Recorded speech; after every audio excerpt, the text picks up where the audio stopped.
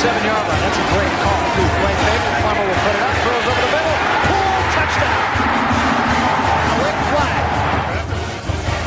3rd down and 5. Levitt switches to Scatterboom. Scatterboom breaks defenders. Here he goes again. Scatterboom is the running back, and he is immediately met in the backfield, runs through the contact, and then throws a shoulder for good measure.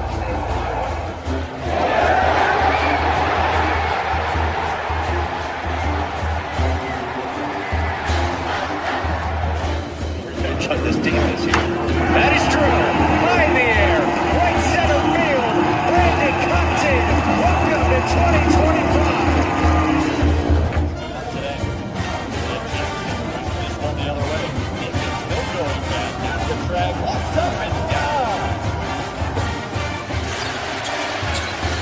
Edwards pulls off and buries it. Richardson drives out for Robbie Ryan. Hurt 3 right on the money.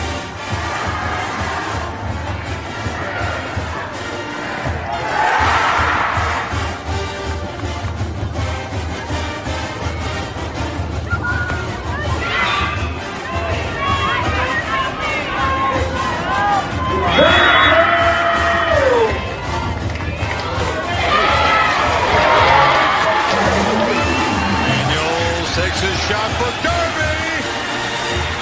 Flag out.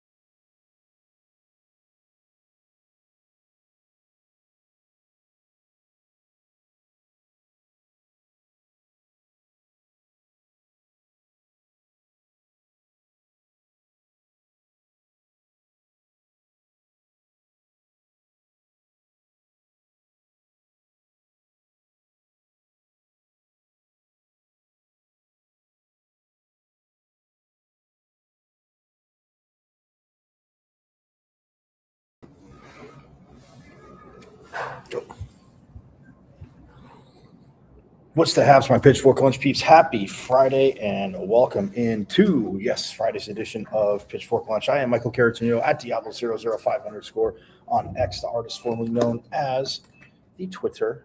You know it, you love it. Check out the show live there every day. Yep, that could have been bad. That could have been a funny mess for you guys. Every day, Monday through Friday from 12 to 1, as you know. And also, I don't know if I've ever told you veteran Pitchfork Lunchers this. Maybe I have like once or twice, but I know I always seem to forget. You can also go to the wonderful world of IG and check out Pitchfork Lunch. All you have to do is go to Instagram. You guys know how to get there. And you see my name, Michael Caratonino, but it's at michael.caratonino.5. So yes, add a dot between the first and last name, and then a .5.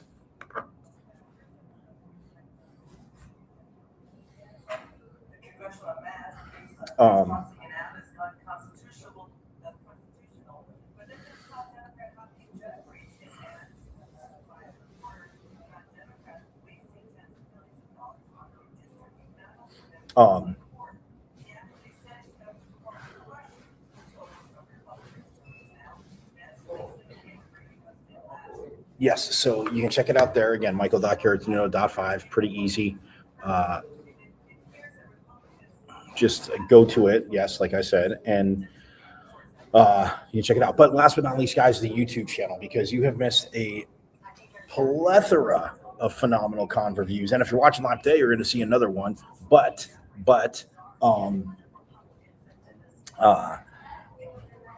if you haven't been able to watch live and you new Pitchfork Lunchers, again, forks up, vets, newcomers, I'm glad you're here. For you newcomers, the vets know what I'm going to say.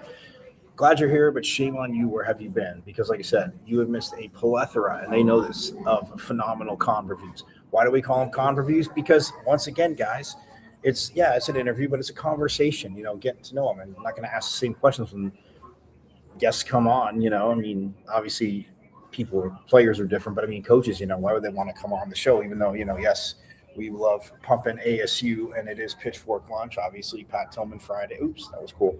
Pat Tillman Fridays, you know that. Pat's run. But nonetheless, so go to YouTube, watch live, but also subscribe. You guys know also how to get to YouTube. You see my name, Michael Caratonino, but the page is at M as in Michael, V as in Victory, C as in Champ, 005. At MVC005 on YouTube, guys, and subscribe, because like I said, when I say you've missed a lot, I mean, you newbies, you're watching season 3, it's great, but when you subscribe, you can binge watch season 1, and it's totally free to subscribe. I never mentioned that one before. You vets probably, you never got me on that, but yes, of course, it's free to go subscribe to the YouTube channel. Either way, lots of people's pages are free to subscribe to, but you want some more of this and that, you got to pay. Bringing it to you, guys. Bringing it to you. And yes, people yell at me saying there's something here, yada yada yada. But I digress. So go subscribe. Again, it's at M as in Michael, V as in Victory, C as in Champ, 005 at MVC005 on YouTube, because you can binge watch season 1, keep watching season 3 here. Binge watch season 2, keep watching season 3. And then by the time season 4 rolls up in the fall,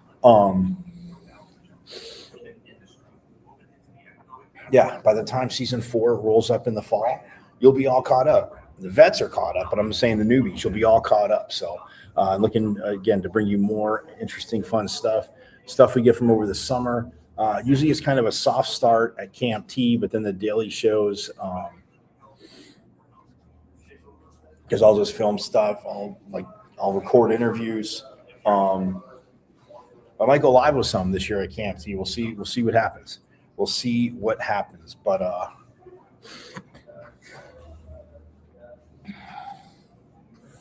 we'll see what happens. We'll go from there. But that being said, when you go to YouTube and you subscribe, you can get all caught up. So again, force up to that. But again, and when you search it, like I said, it's at M as in Michael, V as in Victory, C as in Champ, 005. Type in all caps. Search it in all caps, because I have it in all caps, but the other thing to that is I have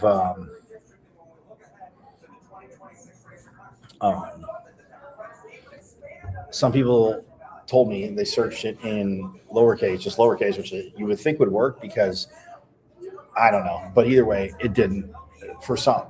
Some it did. But if it doesn't work in lowercase, capital M, capital V, capital C. M as in Michael, V as in Victory, Season Champ 005. So, hey, but let's get to it. It is a Victory Friday, my friends, for the Sun Devil men's baseball team. As, yes, they're, well, baseball and softball, both in the Lone Star State. The Devils in Houston, the Devils, baseball in Houston, pardon me. That was funny. Somebody's going to get me on that. I know it. Baseball in Houston, softball, obviously, in College Station. They get going today. But the Devils won 4-3. It was a close game. I know. But like I just told you, you're not overlooking them. But Houston's going to battle. Yes, it's not like they've gotten blown out, 40 to, or like 15 to nothing all their games. Like, they're battling. But the Devils get the 4-3 win over the Cougs.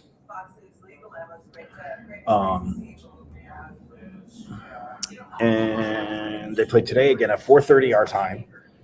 That's on ESPN Plus, and you can also listen on the Sun Devil Radio Network as well. So that is awesome. Hold on, excuse me a second. Yeah, I need to take a sip there. But 4:30, Sun Devil Radio Network, ESPN Plus, and then since it is Saturday, 11 a.m., same thing, ESPN Plus, Devils Radio Network. So, and then the Big 12 tournament starts on the 20th at 9 a.m. at Surprise Stadium, and it goes Wednesday through Saturday.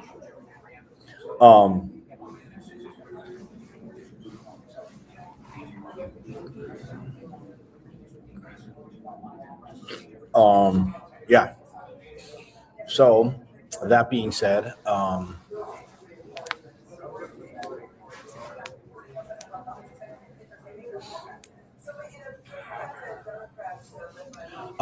May 20th, 9 a.m. first games. Give the schedule, obviously, seedings depending where they finish up. The Devils get the 4-3 win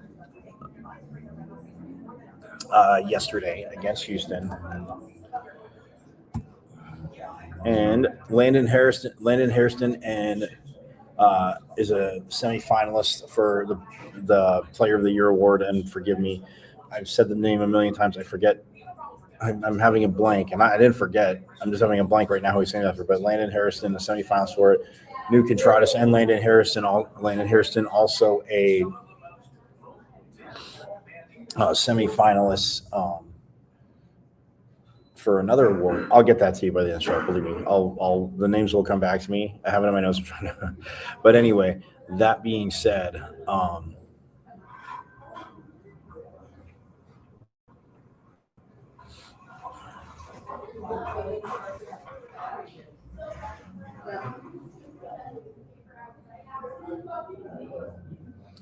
but last night's game, you say like yesterday evening's game.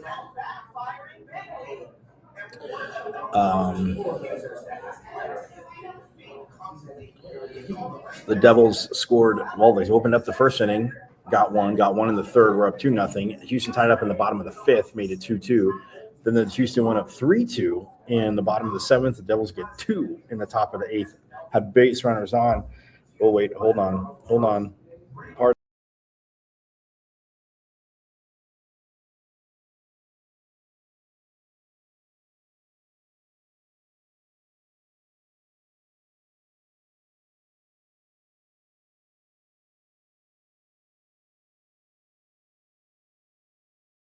All right, much better. Sorry, that was a sneeze cam. Didn't want you to see me sneezing on camera. But anyway, apologies. So the Devils do win 4-3, like I said. So they put up one on the top of the first, one on the top of the third. Houston tied it up in the bottom of the fifth with 2. Houston took the lead in the bottom of the seventh, making 3-2. The Devils respond right back, though, in the top of the eighth, as I was watching last night. Very stoked about that. Taylor Penn, by the way, got the win. He's now 5-0. Derek Schieffer got his 8th save. But the Devils responded, got 2 in the top of the 8th, and then both teams go scoreless. Houston goes scoreless bottom of the 8th. Devils on top of the 9th. Houston bottom 9th makes it 4-3.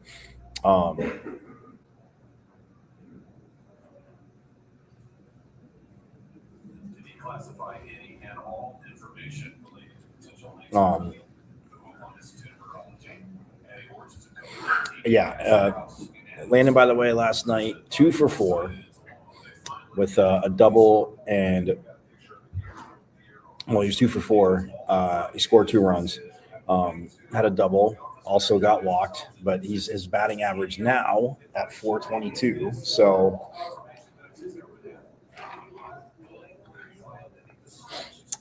this young man gonna finish. I mean, he was up as high as 456, 461.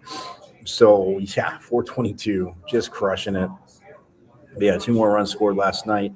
New Contreras did go 1 for 5. Dean Toigo was warmed up to this second half of the season. He's played a consistent season, but I'm not struggling because I'm not trying to sugarcoat. I mean, he has had a very solid season. He's batting 320.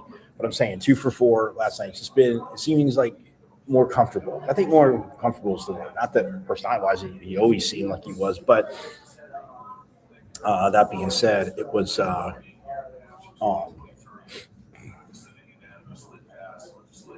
one of those things. So, but he was 2 for 4 last night. He drove in 1, scored 1. Also had a double. Dominic Smaldino, who's been on, you guys know the tear. He's been on what they talked about. He was 2 for 4. Drove in 2, scored 1. Had a double. Was also hit by a pitch. Garrett Michel was 0 for 3. Austin Rolick 2 for 4. Nice to see. Drove in a run. Sam Myers 0 for 3.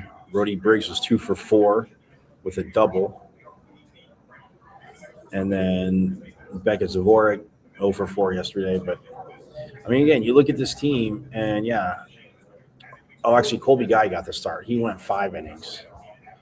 And because, it was tied after 5. So he went 5 full. Heck of a start. 5 hits, 2 runs are both earned with 3 Ks, 1 walk. Threw 78 pitches, 40 were strikes. Love seeing that. But then Taylor Penn came in for 2 innings, gave just 1 hit, 1 run. It was earned, 2 Ks, 1 base, 1 walk.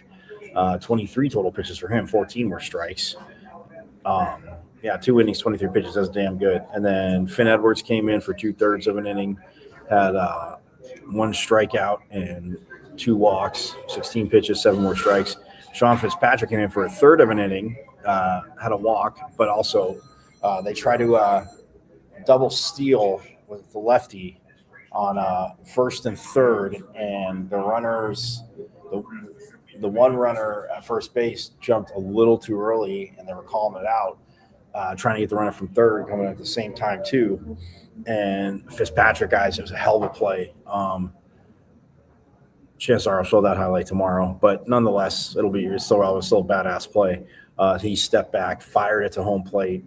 Runner wasn't even close. He's out. So he went 1/3 of an inning, 8 pitches, 4 were strikes. And then Derek Schieffer went 1 inning, 2 Ks, no walks, 12 pitches, 8 strikes. So there's that for you. Looking sound, looking good, absolutely loving it. So, I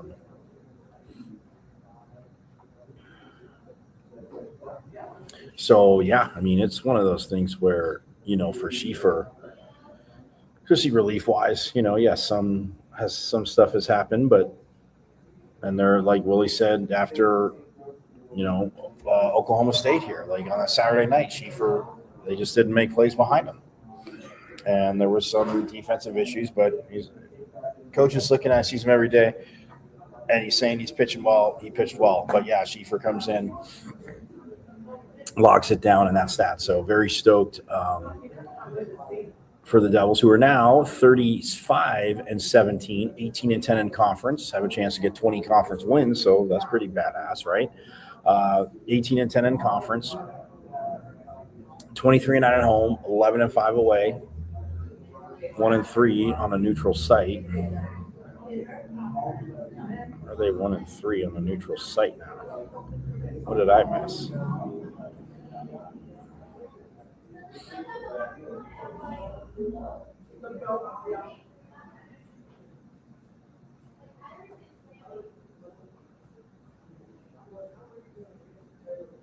Well, whatever. 1-3 on a neutral site. I thought it was 0-3, but nonetheless, either way, still rocking it. 23-9 at home, 11-5 away. Neither here nor there, right? With the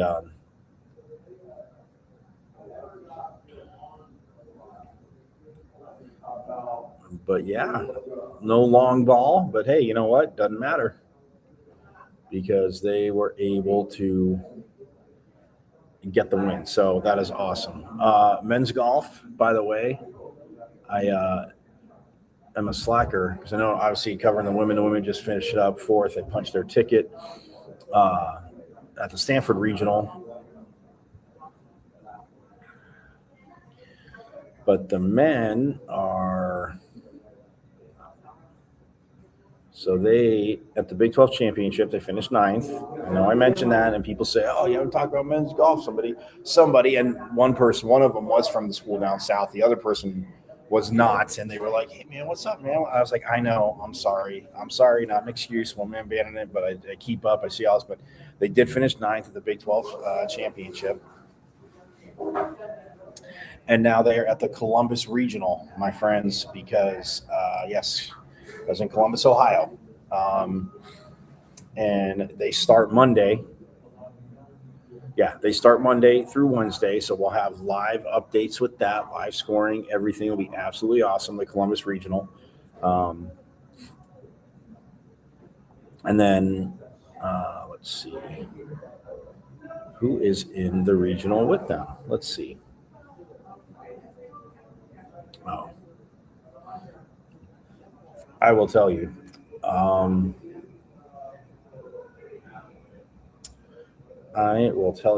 then we're going to go to break because, like I said, we have awesome coach, Son of a Women's Soccer coach Graham Winkworth. Going to talk about his team, talk about how recruiting's going, not asking about certain players, but there are some that are signed. But that being said, we will chat with.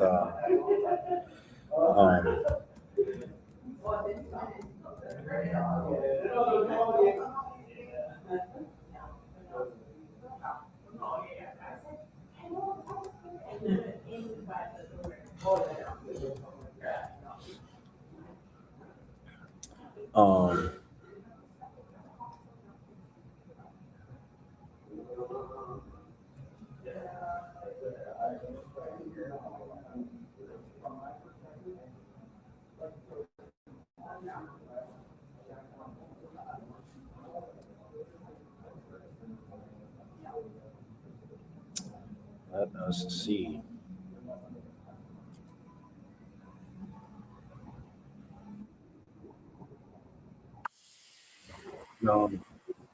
Yeah.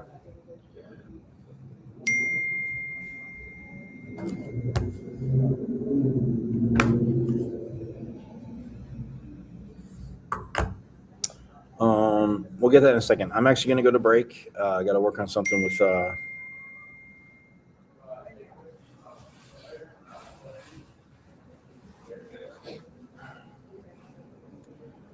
I'm going to go break. Got to help coach out with something, get him on board. But yes, I shall be back.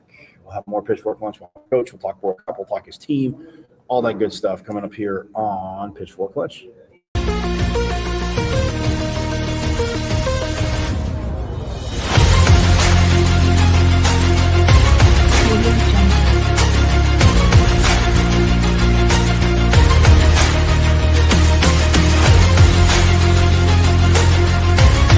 Audio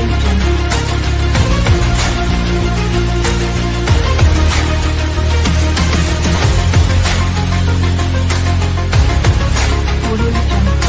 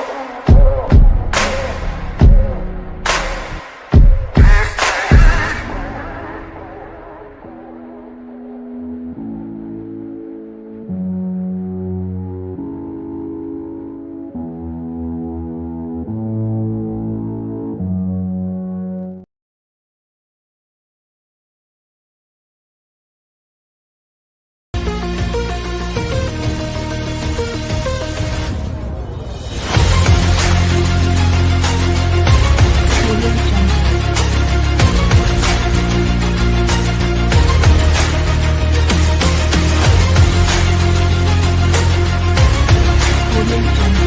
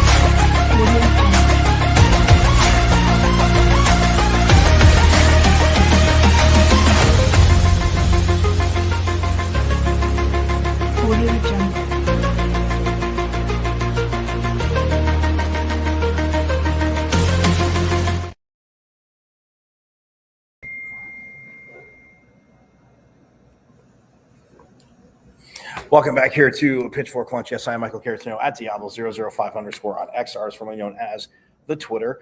Sorry about the little bit longer break there, my guess, but how to get Coach Winkworth all squared away, and I don't know why, but we did. We got him squared away. And the awesome coach from Sun Devil Women's Soccer is going to be joining us. And yes, talking about his team, but you guys know it's summertime. And well, I'm always geeked out about it, even though, yes, at least the U.S. qualified, but considering there's a lot of my dad's native people, Italians, that are very, very annoyed. But Coach can talk us down after we talk about his team. And look at that, joining us. We got everything all squared away. Coach, thanks for there we go. jumping in. Sorry about the. It's always fun with us. It's always fun.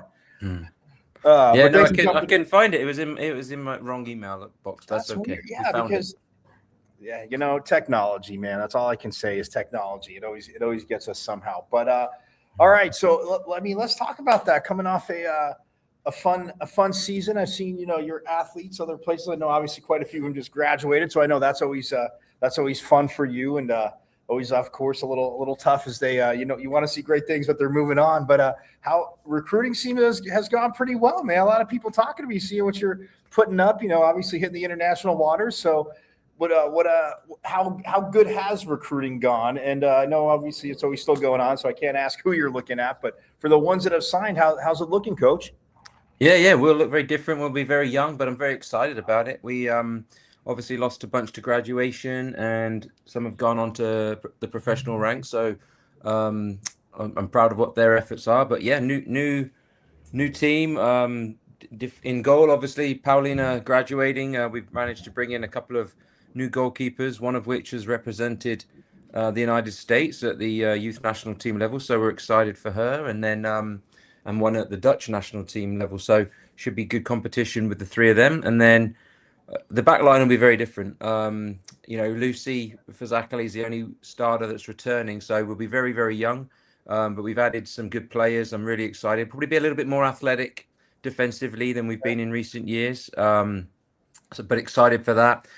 We were a little bit light last season in the midfield centrally. We had some excellent players, but we picked up 4 season-ending injuries, and that ended up crippling us in conference play. So we've had a little bit more depth in the middle there, and then we've added some wide players to help with some goals and creativity to the ones we've already got, and hopefully this season Blundell will be back as well, because we've missed her goals. So we're still talking to 1 or 2 more to potentially add this season, and we've got some incredible attacking talent coming in 2027, obviously, which I can't go into just yet, but very, very, very excited then for in a year from now. But don't worry, everybody else on social media knows, Coach. Everybody that they know and everybody on social media knows. But and I would never ask you to say it. I wouldn't even ask a coach from the school down south to say it. But like I said to you when you first came on the show, it's the most ridiculous NCAA rule, because it's not if it was an athlete that was at another college, that I could get. Of course, you're not going to mention name, but it's a high school kid. I could turn around and tell everybody in the world that I talked to you because I'm stoked I got recruited. But you say one word and it's I don't know, whatever. Neither here nor there. But hey, we're very stoked for that. You mentioned professionally. That's what I was going to ask you too, because I was kind of looking. So who's going where? Who's playing professionally where? Yeah, we've got different people looking at different areas. Like right now at Christmas time, Grace Gillard, our captain last season, she signed with a team in the top flight of French soccer, Montpellier. So she's currently enjoying life in the south of France, and they've just managed to stay up in the top division on the last day of the season. So she's had a successful start there. And Dougie scored her first hat-trick in professional soccer last weekend in Iceland. And then we've got some girls, the likes of Cam, the likes of Pauli, who are currently Tatum, who are currently talking with their support behind the scenes to try and find them good homes. Paulina has options in America, but also back home in Germany. So, and then the likes of Pauli and Tatum, they were really delaying their professional direction because they love being a Sun Devil. They wanted to stay an extra year. Izzy Monk is another. They wanted to stay. They which I think speaks volumes for the culture and the program that we have, and that they wanted to delay their professional beginnings so that they could stay being a Sun Devil for another year. But unfortunately, it looks like the 5-in-5 thing will go through, but just 1 year late for one year too late for that graduating class. Yeah, I know and that's another thing. But yes, that is, I know, because I actually bumped into Polly at tennis, because I know she's a obviously big supporter of other sports. And I got a funny one for you too, because Coach K, obviously the women's golf team just finished 4th at the Stanford Regional, so they're advancing. I know everybody's really surprised golf's advancing. No, she's done a great job, but she actually let little old me come out to Papago the Friday before they left, and I got to sit down with all 7 of them. Not at once. We had, it was 2, 2, 2, and 1, and big toe play. But I asked all of them because obviously I know that Polly lived with Paula, and I asked her, I go, yeah, when you guys came to the game, when she got introduced, she did that little golf swing to you guys. So I asked him to rate her golf swing. And Coach, I know she worked hard for you, but they were raving about her swing. I mean, did the golf team maybe take her, a little bit away at times? Because they said her swing has gotten really, really good. Yeah. I mean, I wouldn't be surprised if she could if she was eligible, she could probably find a place to play. But given how talented our golf team is, I'm not sure that you can go from beginner to Sun Devil on the golf team quite that fast. Missy does an incredible job recruiting some of the best golfers in the world, and obviously the record over the years speaks for itself with Linda and now Missy in charge. So Pauli could probably play somewhere though. She's pretty good. Well, they said her swing kept getting better and better, Coach. I said, you weren't taking her time away from goalie, were you? And they're all, no. But it's awesome. Because like I said, I saw her at tennis, and I know coaches have always been out, in this time, like supporting other sports. But what, so now the players that are signed, when they come in, because I always for you, I know you remind me to tell you this, like, now will they be here for the summer, and how early do you get to start? I mean, it's a fall sport, so how early are you working with them? Well, there's a little change in the rules for soccer this year. So everybody reports now on what will be July 14th, so it's 2 weeks earlier. And we have a transitional period. We're not allowed to work quite as heavily as we would normally in preseason, but we get 10 hours, 5 of which are allowed on the pitch. So those 2 weeks will give us a bit of a head start than and hopefully help prevent some injuries that we would have had in the past. But also the new players, they all pretty much report around June 27th, 28th for the second semester of summer. That gives them a chance to get cleared by the medical staff and the compliance, and then have a little bit of time with the strength and conditioning coaches, make some friends within the team, and then by the time we get to kick a ball with them, it's not like so daunting as it could have been. Right. But so usually at the end of June, beginning of July, a lot of the new ones arrive, and then by the middle of July, everybody will be here. Nice. And I know you, like you said, only 5 hours on the pitch. And Coach, I definitely know the teams that you've brought in and the players you have and that you've had aren't soft. But man, July 14th or 15th, I got to think there's got to be some dribbling inside that bubble, right? No. It's a little, the scorching early in the morning, just get it done. We get out in the morning. What do we tell people? We tell the recruits it's the dry heat, so don't worry about there it. There you go. Yep. That's a great sales point. But that's awesome. Like I said, I love it. But another thing, obviously, coming this summer, to the U.S., Mexico, and Canada, but the World Cup is here, and man, it's again, I know it's an expanded field. I told you, I know, and again, you probably a zillion conversations we were talking about it. I wasn't thrilled about going to a crazy, more expanded field for the World Cup, but then I see these countries like, okay, it kind of makes sense, and it's not taken away from it. But obviously, your English national team looking good. I'll start with you on the easy one. How's England going to look in their group? Well, considering I've bought 4 tickets to the round of 32 game, and the prices were ridiculous, but the round of 32 game in Atlanta is for the winner of England's group against somebody else. So I'm hoping that I've just not wasted a ton of money, because I'll be in trouble with the wife if I have.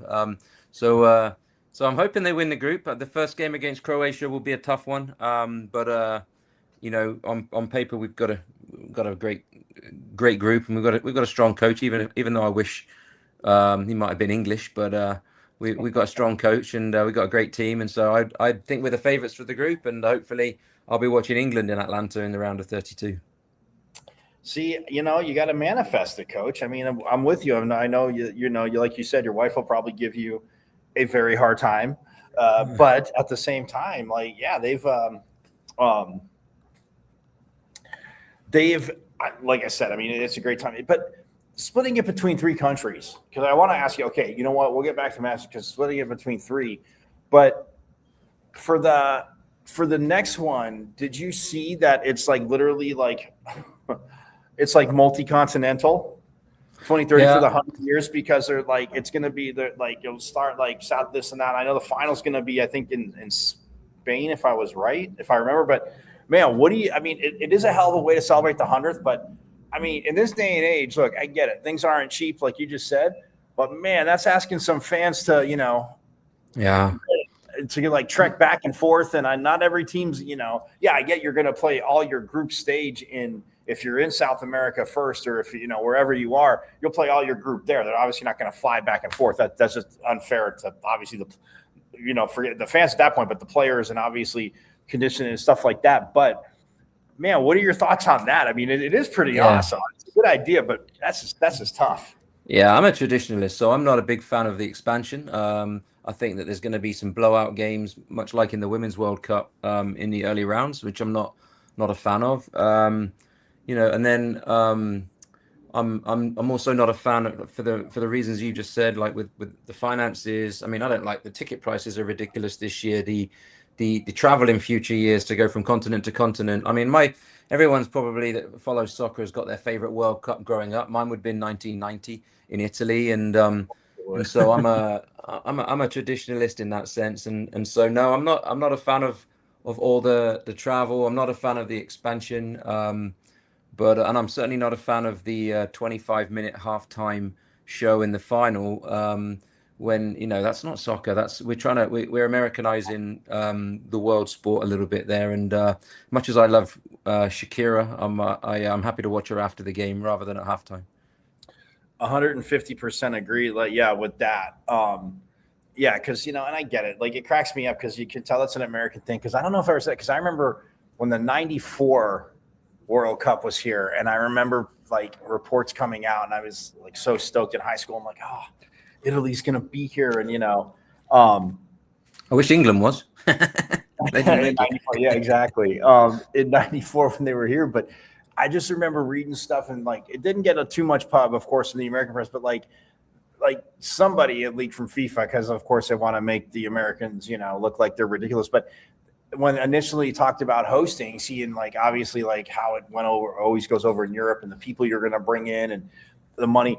But they asked FIFA, like, well, can we just widen the goals just a little bit? Like, that was a question that was asked. And at first I thought it was a joke. Somebody's making a joke.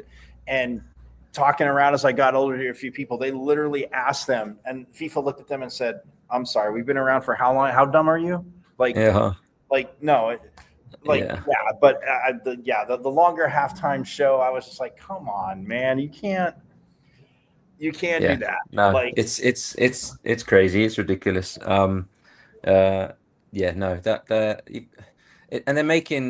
constantly changing the rules at the moment, and it's frustrating. They're looking to change the offside rule to something that Arsene Wenger has proposed, where if any part of their body is in line with the opposing team player, then they're onside. And I'm like, it's going to completely change the way people defend, and I just don't like it. Yeah, I mean the teams, and of course I know he's kidding around with people. I know I've kidded around with you, like growing up, like with my obviously family, like being Italian and stuff like that. Like it cracks me up because like, when you run an offside trap so beautifully, and people that like say, well, that's why there's no goals. I'm like, no, it's a real skill to do that and like constantly draw them off, because the best striker, I mean, this, I don't have to tell you, but I tell my friends, I'm like, and people that don't understand, I'm like, the best strikers on the world are living offside. Like, they're living on that line, but like they're pretty much living offside because they know if that ball was gone and they stay and they're like on by a foot, like they're bye, see ya. Yeah. I'm like, no disrespect, obviously, the defenders, but I said the best in the world have to live like that. And yeah, you can see they get, their frustration. You can always tell, like when they know they're offsides, they might look at the, assistant referee and give kind of a half, okay, whatever. But yeah, I'm like changing the outside rails to that. Yeah, when I saw that, I was like, you got to be kidding me. But like, okay, so for the U.S., I mean, in '94, obviously they were here, but like, fans, like, I mean, people coming out, like, can the U.S. team make a little bit of a run here, even though it's obviously being, here in Mexico and Canada. I think so, because again, you got a good coach in Pochettino. There's some individual talented players in there, but also one of the things I'm not a fan of, which happens at every tournament, whether it's the qualification or the actual showcase, is the hosts. And remember, there's 3 this time. The hosts get a number 1 seed, and so automatically you're not going to face the English, you're not going to face the Spanish in the first round. So there's a very good chance that the US, Mexico, and Canada should progress through their group stages, and then once you get into the knockout stages, it's anybody's game. Anybody can beat anybody. Obviously, there's favorites, but on any given day, anybody can make a run. You saw that with the US. I think it was 2010, where they went on a run, and so no, definitely. Obviously, losing for me, I'm a Derby County supporter back in England, so I like to pretend that Patrick Agyemang is the savior of US soccer. And I'm only joking in that sense, but I do like the fact that Agyemang played Division 3 college soccer, then transferred to Division 1 college soccer in Rhode Island, before getting drafted to Charlotte and then transferring to Derby County. And so he's gone a very untraditional route to become a professional soccer player at the highest level, and he scored some goals for the United States. Unfortunately for him, he's torn his Achilles and will miss the tournament. But I'm a big fan of Agyemang, even though his touch isn't the greatest, but he's got a great spirit and he works extremely hard, and he's a big handful. But they'll be missing him, that sort of type of player. But you got some good players, and you should definitely get through the group stages, and then who knows what a run could bring. I'm currently monitoring the ticket prices for the round of 16 game in Mexico City, because the winner of England's group will face potentially the winner of Mexico's group if they win in the round of 32 in Mexico City. And the idea of watching Mexico versus England in the round of 16, that'll be fun. I keep teasing. I'm going to need some of this recruiting budget to keep me out of trouble, but I'm only joking. That's awesome. But I want tickets for that one. 100%. Because when you look at the groups too, I mean, like the expansion. I mean, I think that England, Croatia, Ghana. I mean, Panama, okay, as a one team, but I mean, Ghana. Look, they to me, watching them throughout the years, like, and again, it's one of those things where you get through in Africa, you qualify for the World Cup, but like, man, like their outsides to me, like in the midfield, it's always kind of to me been a little interesting for them. But I look at that group and I'm like, for England, I'm like, okay, like Croatia got, I'm like, man, I'm like, Panama's got to be thinking we're going to get, I mean, I know I'm not saying that they're thinking that, but that's a tough group. But like, so like Argentina's group, they got Algeria, Austria, and Jordan. And then you have France with the Senegal, Iraq, and Norway, who's played good. And then Spain gets Cape Verde, Saudi Arabia, and Uruguay. But then like Belgium, Egypt, Iran, which is still interesting to me because I know there were serious or allegedly serious things about FIFA hasn't, for lack of a better term, decided to or not like to pull them out because of they won't. I mean, sport is like. And look, and everybody I've asked, and I've had a few different peeps on the show talking about different sports and asking about this. Again, I'm not saying anything about anybody's political view, but like sports supposed to like transcend that. And to me, like the part of me that thinks, okay, well, maybe it would be, just, but it's like, well, there's more than one country involved in it. And obviously, like I was saying to you at Coach Bennett's presser, like they're not pulling the U.S. out of the World Cup, considering they paid a lot of money. No. To host it. It always makes me laugh. Like, again, I respect all the other sports, baseball, football, and all the rest. And it always makes me laugh that we call the baseball championships the World Series, and we call the Super Bowl champions the world champions, etc. I'm like, they're not. They're the American champions, and they've done an incredible job to be such things. But This is a World Cup. This is every team this is every continent. When you look at the viewership of the Super Bowl or the Stanley Cup or Major League Baseball's final, etc.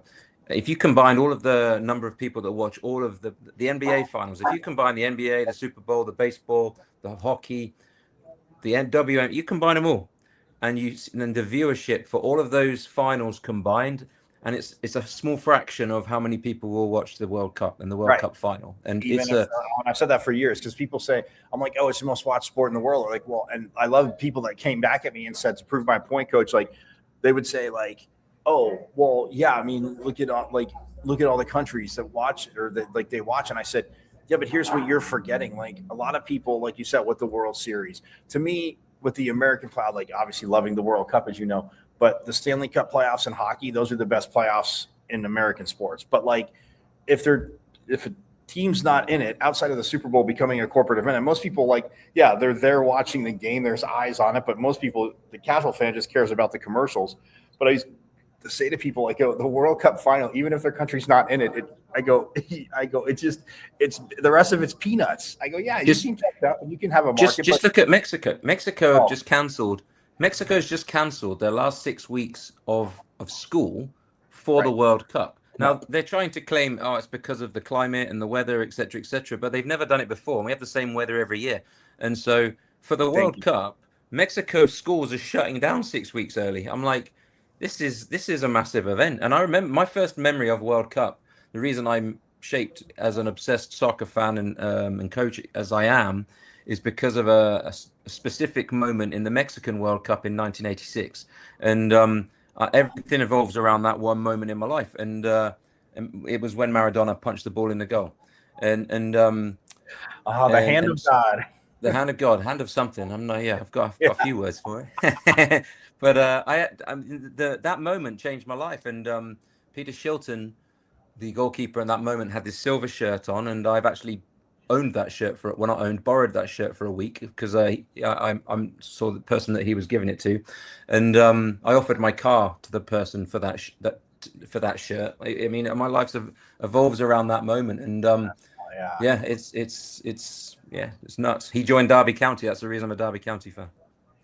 I was gonna say, yeah, man, that's but see, the memories like that are awesome, And when I look at like Brazil, and in qualifying and watching all this, I'm like, all right, playing pretty good, but like they get Morocco, Haiti, and Scotland. And here's the thing I said about expansion in these smaller countries. I get the qualifying, and I get like people could say, okay, there should be more European and South American countries. Look how many more there are in these smaller countries. But it's like, I see that, and at the same time, I say like it's hard to say, God, they're going to roll through that. But you always get those upsets. What are some of the, outside of maybe England, what are some of the upsets that you remember, like maybe seeing it, like, as a kid, or just even if it didn't involve, it could have involved England, could have not, but like some of those upsets are like, to me, are just like the greatest. Like you see them and you're like when in 90 in Italy, when Cameroon made a run, Roger Milla became like a Roger Milla. I remember him. He was like 72 years old, wasn't he? Exactly. I was going to say, well, they said they didn't know his exact age, but he was like 41, 42. Yeah, it was great. But I mean, he was playing so good, and people were like, oh my, you're talking about Cameroon. And every time I think about that, I think of, and again, it's not comedy to me, but like I think of Cool Runnings with John Candy, and like a true story about the Jamaican bobsled team. But you think of Roger Milla, you think of those stories. What about you? Like, what are some of the things outside of like England that you saw that you're just like, wow, this is insane? Yeah, I mean, for me, like, it's very difficult for European teams to win outside of Europe. I mean, England, as much as I'm going to say they're going to win the World Cup, we've won one 60 years ago, and it was in England. We'll struggle with the heat. I mean, we're going to play in Dallas and in the humidity, and England will struggle in the heat, and it will be boring soccer to watch probably. But if you look at some of the teams that the sleepers in there, that they're not really sleepers, but Colombia, for example, they've got an extremely talented team. They don't get really spoken about, which is taking some of the pressure away from them, which is good. Brazil's going to get spoken about. Colombia's maybe not going to get spoken about, bearing in mind Colombia surpassed Brazil in the Copa that was in Phoenix a couple of years ago. but they've got some extreme, the likes of Luis Diaz, etc. They've got some extremely talented players, but they're also used to playing in this sort of climate. And so I could imagine I don't know who else is. I'm trying to think who else might be in there that could be a sleeper, but that's the type of team, a Uruguay, a Colombia that can cope with this sort of weather. Uruguay might be another one, especially with Bielsa as coach.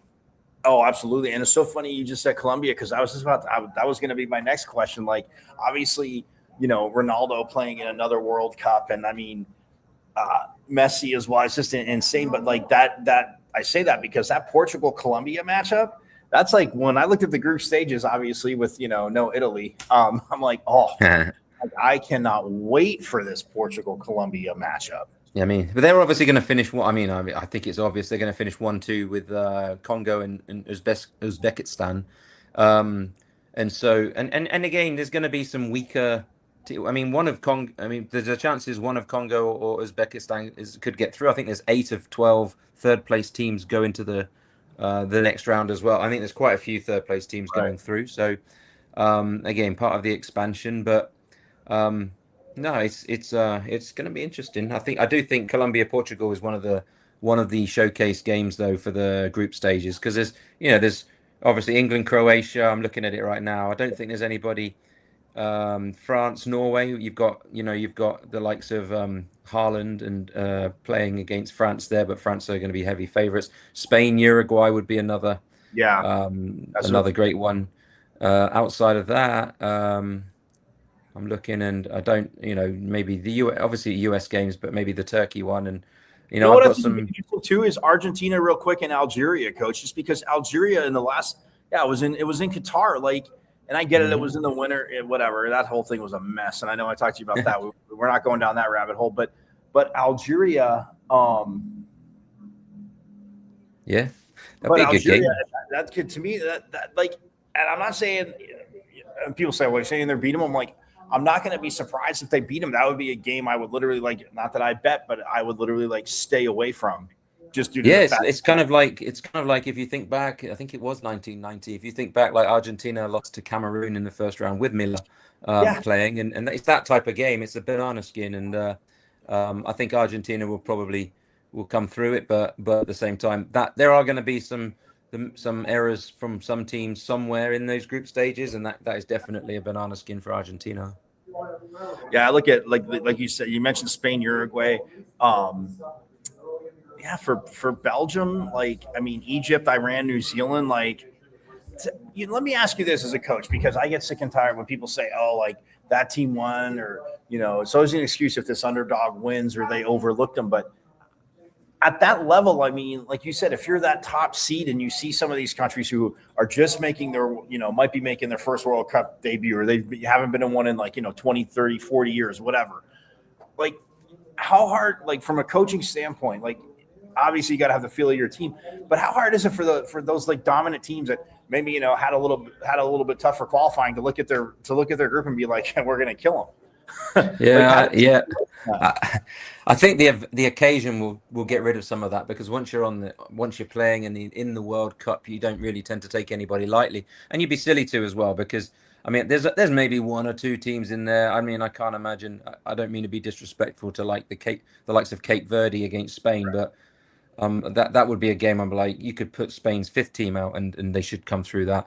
And it's Belgium, there's no gimme there, but ultimately, if you wanted to consider the round of 32 and the round of 16, and you wanted to rest the likes of Doku, then maybe game 2 or 3 you can take him out and stick a couple of others in to rotate the squad a little bit. Which, when you're playing so many games in such a short space time, as a college coach, it's a squad game. You have to be able to rotate, particularly the attacking players, and particularly in this climate. So. It's not just about who's got the best 11 anymore. 100%. And it's funny because with the expansion, it's tough to say a group of death, but I was talking to one of my good soccer friends the other day, coach, and I said, I think it's group F, because you look at the Netherlands, Japan, and Sweden, and I said, and then I'm like, Tunisia's got to feel okay, great. But I know Sweden, people say, oh, it's been up and down, but Japan, tactically, and again, they can score, but like the Netherlands, how they play too, like to me, that is the group of death. So I think that would be probably, and again, like and I say this as a fan, as somebody that's like watched a ton, somebody that's called a ton of soccer, I look at it and I'm like, okay, like I'm not disrespecting that team, but on paper, it's like, okay, you see that, but whoever comes out of that group, like the three, if there's a third place team coming out, one of those teams will be the third place team. Like I think that would be probably the most tested and ready, like you said, for the round of 32.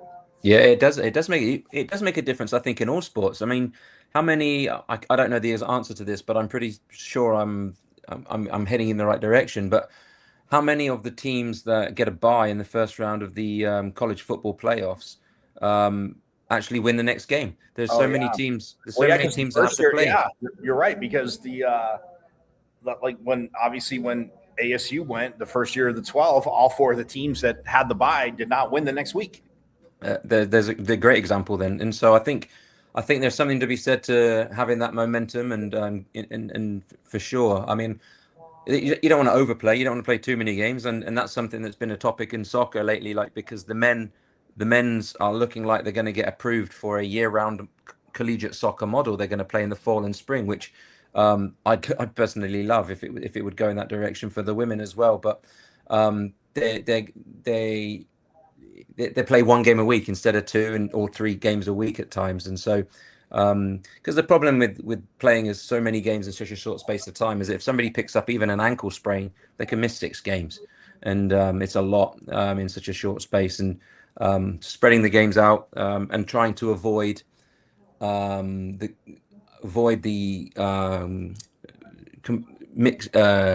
with other collegiate sports is the issue. And so I think that it can be done, but you have to plan extremely well. Yeah, and that's something I've always said because people are like, oh, well, look at football, you play once a week, and I'm like, yeah, look what the NFL players, they all sit there and complain about, oh, if the league cared about this. I'm like, you guys also approve Thursday night games because anything they approve, the cash register is chinging in their direction. That's what it's all about. And that's the professional level. I get it. But man, I look at that, and it's but like I said, that group to me will be interesting because I mean, yeah, because the Japanese are a good team. Okay, yeah, so they would sit there, and so like E and F, yeah. So Germany is in E with Curacao, Ivory Coast, and Ecuador. And again, Ecuador's played decently at times, but it's like, and I haven't seen the full disclosure. I told a lot of people this on the show here. I've seen highlights of these teams qualifying, but like Curacao, I haven't really seen them play. Ivory Coast, like I said, I think but Germany is going to play either the Netherlands, Japan, or Sweden. And it's like, okay, well, we have to focus on these games first. And like you said, if you overlook it, you of all people, I mean, all coaches know there's some weird goal that just goes in that should never go in, and that's how this underdog team just like takes off. Is that who the winner of E is playing? Well, yeah, it would be E and F, right? I don't know, to be honest. I haven't looked past England. Fair enough. Because I think it's because you said, oh wait, you said England is playing. Oh, that would be England's in L. So. Oh yeah, HIJKL. So yeah, they would be playing the winner. Well, Portugal, because Portugal's in K. Well, the winner of England's group actually gets a third place team, but I'm not sure, and it could come from like 5 different groups. So I don't really know who they get, but they've got to win the group first. Oh wait, are you sure? Because England, they do get a third place team through, because it doesn't. Yeah. So the winner of L plays the third place team, one of the third place teams, but it doesn't say which. No, yeah, the winner of L plays one of the third place teams, but there it doesn't look like there's a third place team going through L. There's a third place team in K, J, G. They have it highlighted on this one site, but if it's wrong, but then Group F, Group E, Group D, Group B, and Group A all have third place finishers, but the ones that don't are Group C. Surely it's, I don't know this, but surely it's the highest. Like Group H, based on goal difference and things. Yeah, no, it would be based. Yeah, so either way, that's, I don't know. It's not highlighted, but it's one of those things I look at. Which, all right, so you'd go to Atlanta, and then you could go to Mexico City, but then the championship is obviously the World Cup championship. The final is in New York. So, Yeah. I mean, would we be I ain't got the going money. if England we going to New York recruiting? No, much as I'd love to go, I'm already in trouble for buying 4 tickets for Atlanta, and I'll be in trouble again for buying 1 for Mexico City. I'm just right now that I can't afford Mexico City. It's cheapest Mexico City seat is $1,100, so I need that to come down significantly.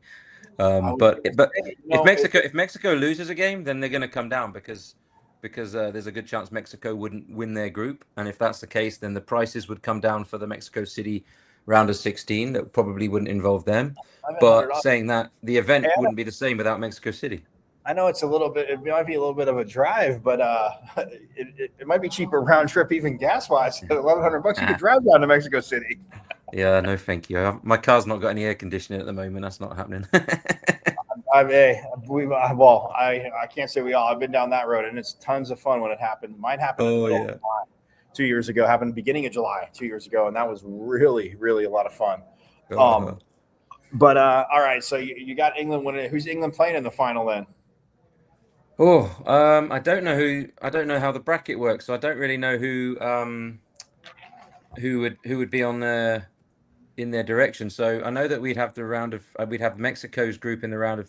I think we would get Brazil in the round of 8, if that would happen. So I'll tell Rodrigo on my staff that will be a gimme, and then. And then I don't know, to be honest. I would say that obviously the French are a heavy favourites. They'll be a tough team. Argentina will be a tough team.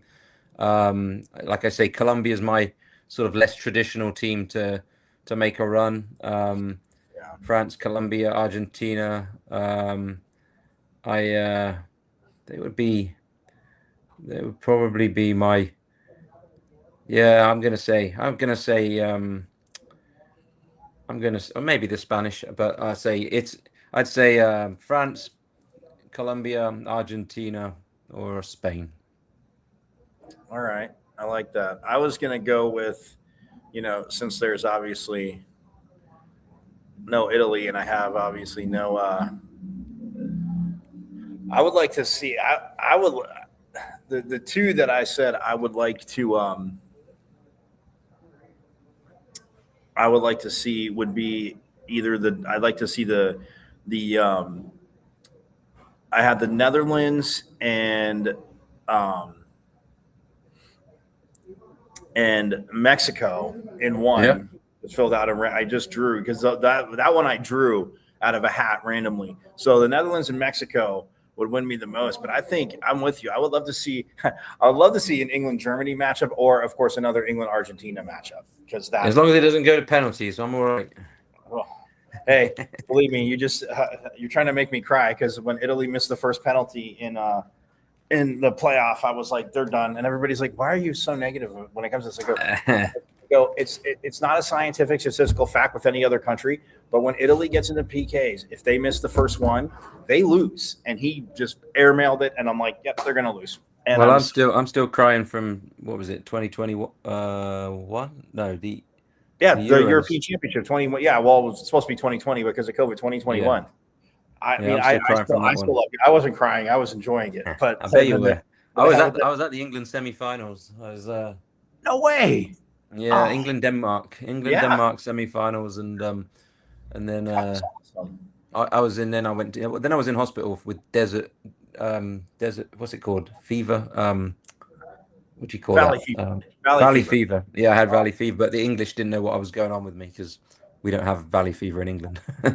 No, I was gonna say no. Oh, that sucks. But at least you guys are gonna. Oh man, you know what? Lastly, I'll leave it on this because we got to get out of here. We're in a little bit of overtime, but I told them on this, I go, we're going to go a little overtime with Coach because we got team and World Cup, and everybody cares about the World Cup. I said, but like you talked about your memory, like in '86. Well, I remember in '82. I mean, I was a little kid, but when Italy won, my dad's like, and he's like, come on, and like, he was talking to some of my uncles back east and stuff, and they're talking. But I was like sitting on the couch, and I remember it's getting towards the end of the game, and I had to go to the bathroom so bad, so I run down the hall to pee as I'm coming around the corner. I never heard my dad scream, but like when Italy scored, he like hit the floor so hard, like his knees, like my mom's like, what the hell? Like it shook outside, and he's like, it like picks me up, and I just remember like, this is like Yep. so awesome. And I was, I mean, the world just to see that. And again, and then in '86 and in '90 when it's in Italy, I'm like older. I was like, oh my god, this is awesome. And of course, they don't go, but like Schilacci was like the top of it. Then Roger Milo, I remember him. He had 6 goals. I remember him. Yeah, he stole it. But the World Cup, and then in it's crazy because when they won in '06 in Germany, which was beautiful, and of course, beating the French to get there. But when they won, I was in. I was in Vegas, and of course, you think it's a great idea the night before, like, oh, okay, I'll be fine, and then a drink or two, and then you get an idea, like, well, I can't go to sleep, so we get back to our room, and get the pregame stuff starting, and I'm starting to doze off, and I said, screw this, I turned the cold water on the shower, I changed, coach, and I went over to the Venetian, and I cannot tell you, like, there were so many Italian fans, there's a few French fans, but like. Once they won, everybody's going crazy. I was like, I'll bet 20 on them to win. Of course I got to do it.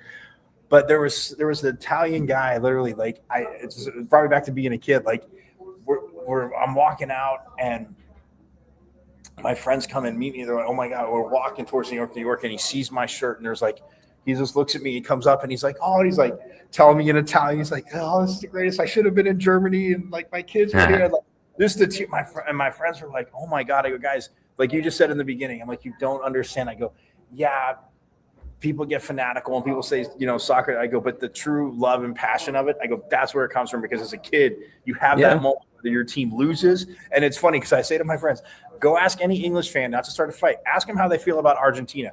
I go, even if they're 10, 15 years old, ask them how they feel. They didn't see the hand of God, but they know every damn thing about it. No, it's very, very. I've got a picture somewhere in here of that moment, and Peter Shilton is my hero. He joined Derby County. My daughter, I named her Derby. So like, I was gonna say, wait, isn't your daughter? That's so awesome. Yeah. So it's an obsession, and the whole country will shut down. Like for this last week or so, in the build up for the World Cup. All I've had on repeat is there was a song out, not Football's Coming Home, but there's another song that was about Gareth Southgate that was sang during when he was, it was Southgate, You're the One, etc. And by a girl band in England, and I'm just blasting this girl band song on every day when I drive the boys to school right now, getting them pumped up for the World Cup. I've got them England shirts. My wife's like, why have you not got them an American shirt? I'm like, well, that's your responsibility. I'm not getting them. And if you want to get them an American shirt, get an American shirt. But they're 51% English as far as I'm concerned. She's like, there you go. And it's funny. My dad, because on my dad's side, we were first generation born here. He's all my uncles and my aunt born in Italy, and like my friends used to say, like, oh, where's your, because during the World Cup, it used to drive me crazy too. And I would just smile. I'm like, yeah, you guys think you know more about soccer every 4 years and you know nothing. I said, but that's fine. I go, of course, because when the U.S. was playing Italy in Germany in '06 before we, like, in the groups, like, I was just like, and everybody's giving me crap. I said, yeah, I'm going to watch it with my dad and my uncle. And they're like, where were you born? And I said, you haven't played the sport and you know nothing about it. And they're like, oh, well, it's like, I go, I don't hate the U.S. I said, but I grew up watching Italian games, like Rudy. Like, I'm not going to sit there. I go, if the U.S. does beat them, well, I'm not going to be bummed. I know the U.S. isn't going to. I go, Italy's advancing anyway. It doesn't matter. I said, but come on. I said, yeah. I go, I'm going to go sit with my family. You say what you want. You know nothing about this game, and it's just, but like you said, the passion. But that's what my dad used to say. If somebody said something, he would say, yeah, just tell them you're 51% Italian. I was like, well, I'm 100%. Well, he goes, like, I know. But he goes, just tell them you're 51%. I go, that makes sense. Actually, more sense. But it is just so, like I said, those moments. But when I said to you earlier about hockey, like, even if your team's not in it, like the Stanley Cup Finals, to me, is one of those things where it's like, gosh, it's so hard. But like, as the World Cup goes on, even if your team, goes out in the group stage, people, there are a lot of people that'll stop watching, baseball or football, like you said, or basketball, or some might even stop watching hockey.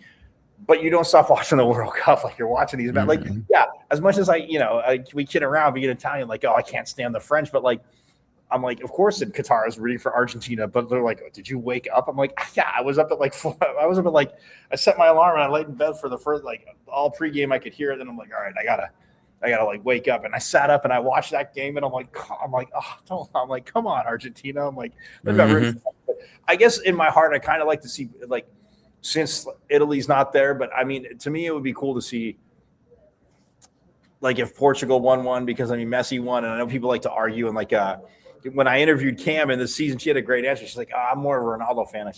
I go, yeah, I lean towards Ronaldo. I'm not as a fan, but just like who I would take. I said, and we've almost said it at the same time, Coach. It's like, but why people just need to enjoy what they see. Like, I get this day forever comparison. Like, I could watch Messi all day long. I could watch Ronaldo and like what he's done, just the types of player they are. I'm like, I'll just enjoy it.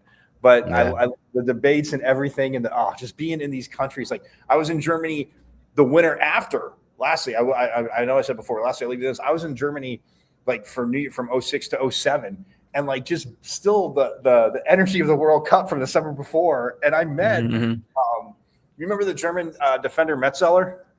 Yeah. So long story short, my friend that I was with, her friend kind of just.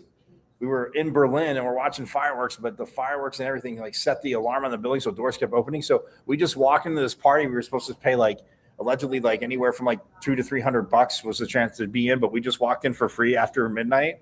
And I met him, and I had a black sweatshirt on, but it had like the Italia flag on it. It said Italia, and there was a little Napoli thing because my uncle had gotten it for me, being from Naples. So one of the guys like, you recognize that guy? I'm like, yeah, I'm 15,000 miles away from home, but God, that guy looks really familiar. He's like, yeah, that's Messi. He goes, that's their.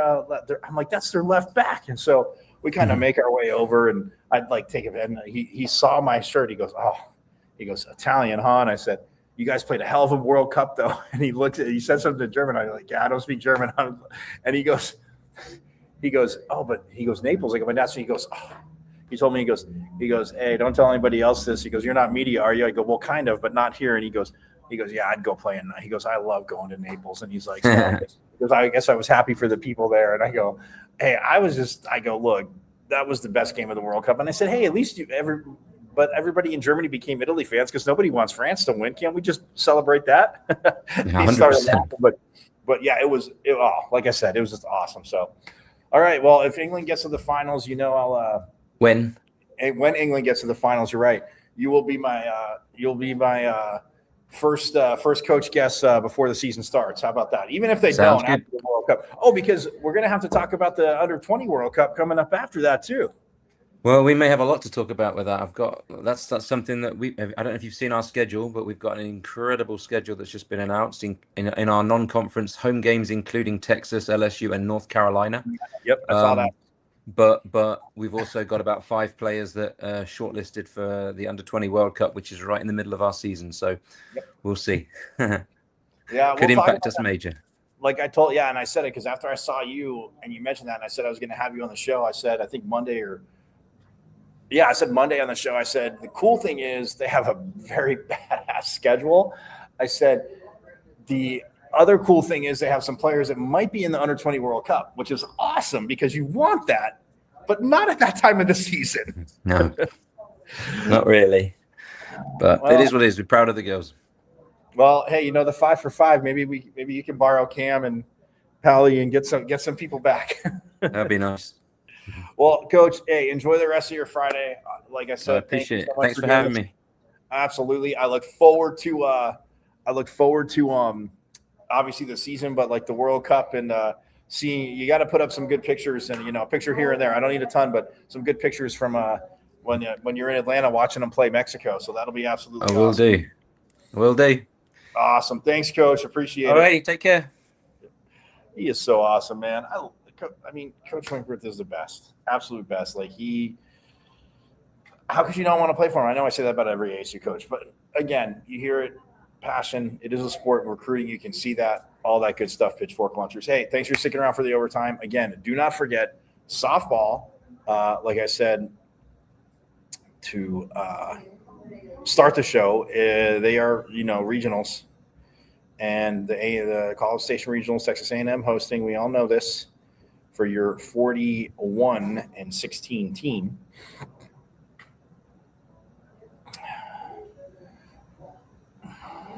Wait, 41. Yeah, well, I'll have to look at it later. Either way, they take on McNeese. No, McNeese State. I said McNeese State, but McNeese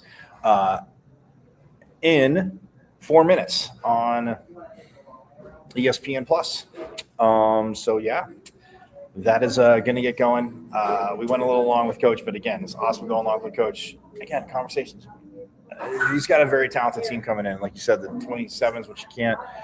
But I've shared it. You've seen it. Talked about it more. We're going to get to meet these players. So they're here in July. So might have to sneak out in July and just record some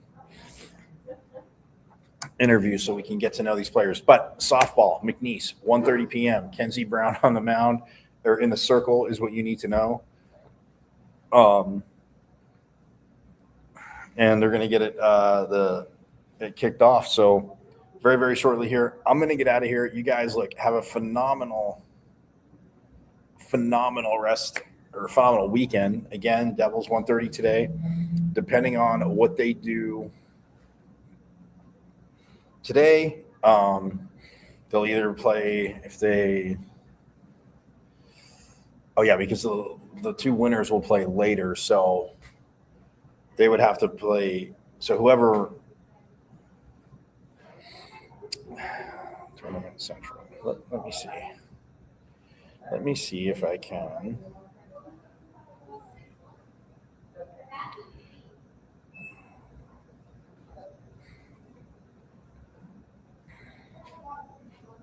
Okay, so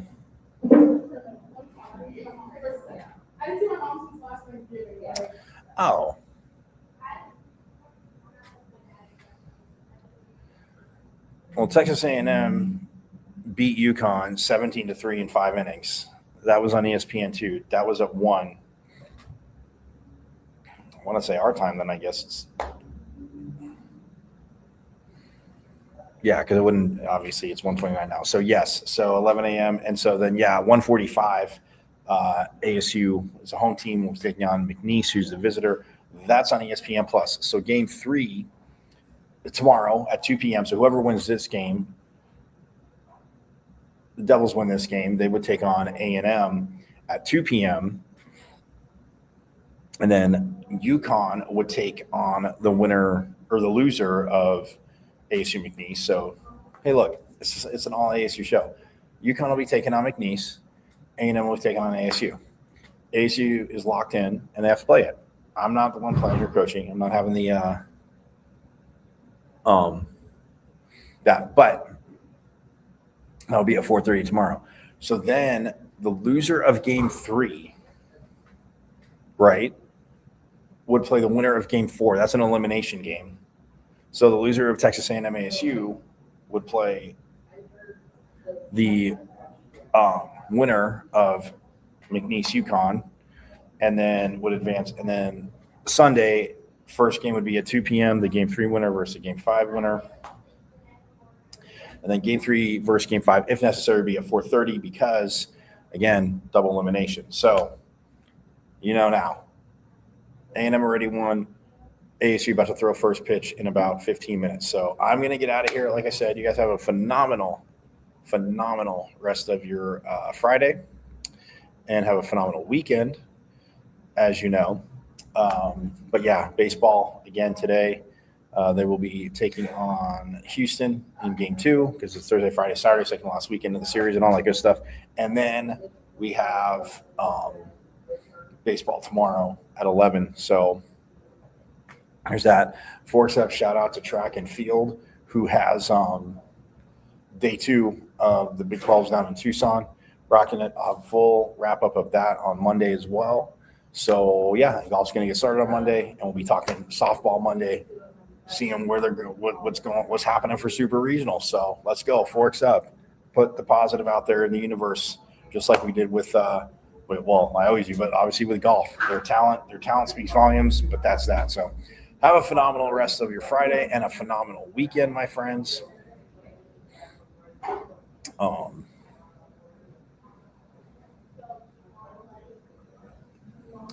Have a phenomenal rest of your weekend. And I hope you enjoy the convo with Coach Winkworth. Again, Forks Up to Coach Winkworth, forks up to you for coming on. Again, got us hanging out with those kids and everything. But yeah, 4 tickets there. Headed to Atlanta, like you said, for the round of 32. But again, it's putting that positive out there. The English have to, they'll play it. But yeah, so stoked for the World Cup starting in a few weeks. And yeah, have little updates here and there. So nonetheless, keep rocking it. Enjoy your weekend. Watch softball, ESPN Plus, ESPN2. You can be able to see it all weekend. ESPN, ESPN2, ESPNU, I got to think. But yeah, and baseball on ESPN Plus and the Sun Devil Radio Network. So have a phenomenal rest of your Friday. I will see you Monday, same bad time, same bad channel. And you guys know it. Thanks for reigning back-to-back Big 12 champs women's volleyball. It is hashtag our state, team down south. You know this. Come on. You know this. It is hashtag our state. Yeah, so we own it. So go Devils. I'll see you on Monday. Let's go softball. Forks up. Coach Bartlett. Team. Forks up. Let's go. Baseball. Coach Bloomquist. Keep it rocking. Track. Keep it rocking. Men's golf. Get kicked off Monday, but I know you're getting ready to go. So we will see you Monday. Like I said, same bad time, same bad channel. Go Devils. And you guys know it. As always, Forks up. I went to Arizona State. Right. I'm a Sun Devil, man. 27-yard line. That's a great call. Wayne Baker. Plummer will put it up. Throws over the middle. Pull. Touchdown. Quick flag. 3rd down and 5. Levitt swings it to Scadaboo. Scadaboo breaks defenders. Here he goes again. Scadaboo is the running back, and he is immediately met. The backfield runs through the contact and then throws a shoulder for good measure.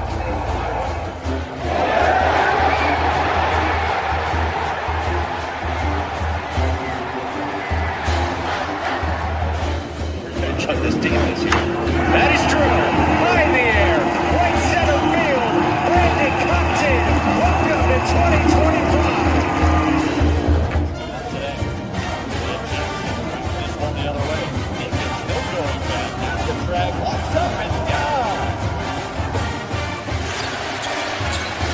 Edwards pulls off and buries it. Richardson drives out for Robbie Ryan. Hurt 3 right on the money.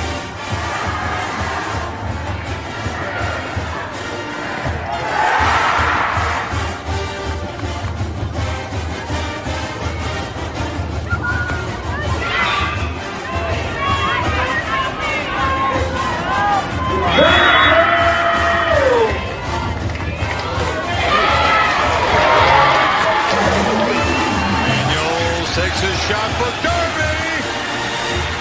Flag out. Doesn't matter.